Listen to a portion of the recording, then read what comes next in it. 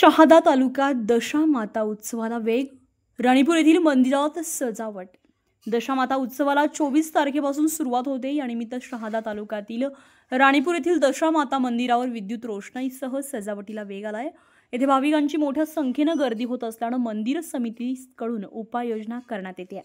दशामातेचा उत्सव मूळच्या गुजरात राज्यातील असला तरी नंदुरबार जिल्हा सीमावर्ती भाग असल्याने गेल्या अनेक वर्षांपासून दशामाता उत्सव मोठ्या उत्साहात साजरा करण्यात येतो. येत्या 24 जुलै रोजीला मातेची स्थापना होणार असल्यामुळे या 10 दिवसीय उत्सवानिमित्त राणीपूर येथील दशामाता मंदिरावर जयंत तयारी सुरू असून या ठिकाणी विविध धार्मिक कार्यक्रमांचे आयोजन करण्यात आले. गरबे, भजन, कीर्तनासह 11व्या दिवशी महाप्रसादाचे आयोजन करून गावातून मिरवणूक काढण्यात येणार आहे. भाविकांनी या उत्सवाच्या मोठ्या संख्येने लाभ घ्यावा असं आवाहन येथील पुजारी रोशनी माता, शिवम पावरा, देवेंद्र राठोड, संजय भोसले, उदय सिंग पावरा, राणीपूर ग्रामस्थ भक्त मंडळांनी केले. जय माताजी, जय राणीपूर धाम की जय. रोशनी माताजी, जय दशा माताजी, जय.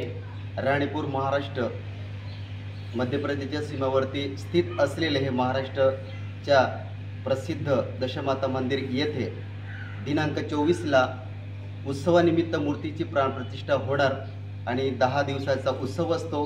गरबे, भजन, कीर्तन, त्याच्यानंतर 11व्या दिवशी महाभंडारा असतो.